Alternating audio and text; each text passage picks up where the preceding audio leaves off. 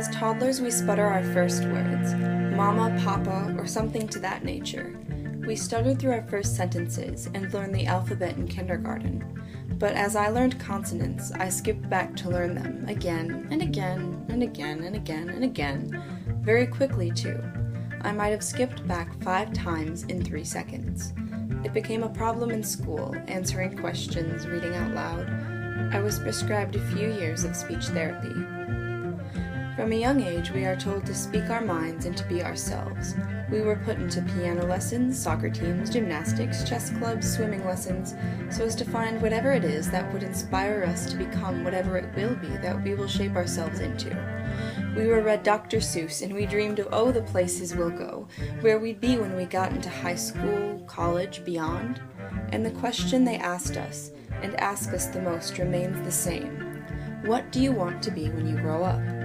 We were expected to speak up as children, grow louder with our bodies, with voices uneven and awkward through puberty. We breathed in young dreaming. I want to be a singer, an artist, a dancer, the president, a writer, an actor. Yet, as we grew into our voices, our answers shied away from the abstract.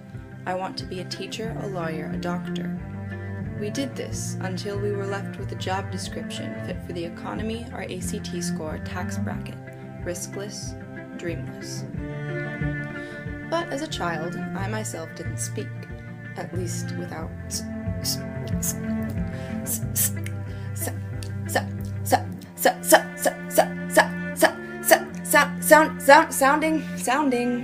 sounding like this.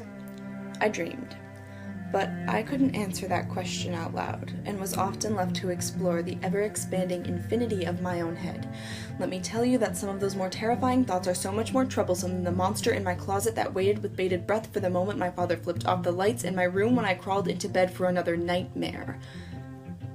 I found out that I don't stutter when I scream.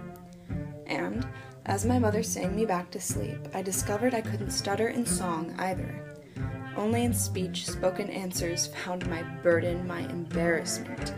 So, I did not answer that question out loud. I hardly answered any question at all. And the moment I scraped and pushed enough courage out of my lungs to talk, I was ridiculed. I remember in kindergarten, I tried speaking with another little girl. I just asked her what her name was. She didn't answer, though. I remember thinking that her laughter was a lot smoother than my voice. Well, it was more easily understood anyway. But those thoughts inside of my head I was left with weren't only nightmares.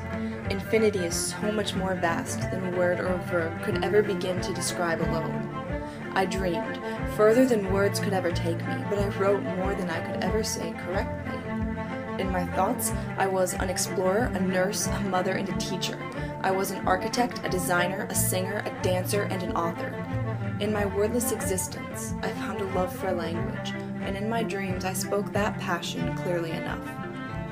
Since then, I have overcome my stutter, as you can hear, and though I will never be able to articulate what exactly I want to be, I don't really want to. I've known thoughts that skid through stars and dreams that swim in depths never before imagined, and nobody can tell me those are wrong. Find a passion for learning what you love, and they will never be able to tell you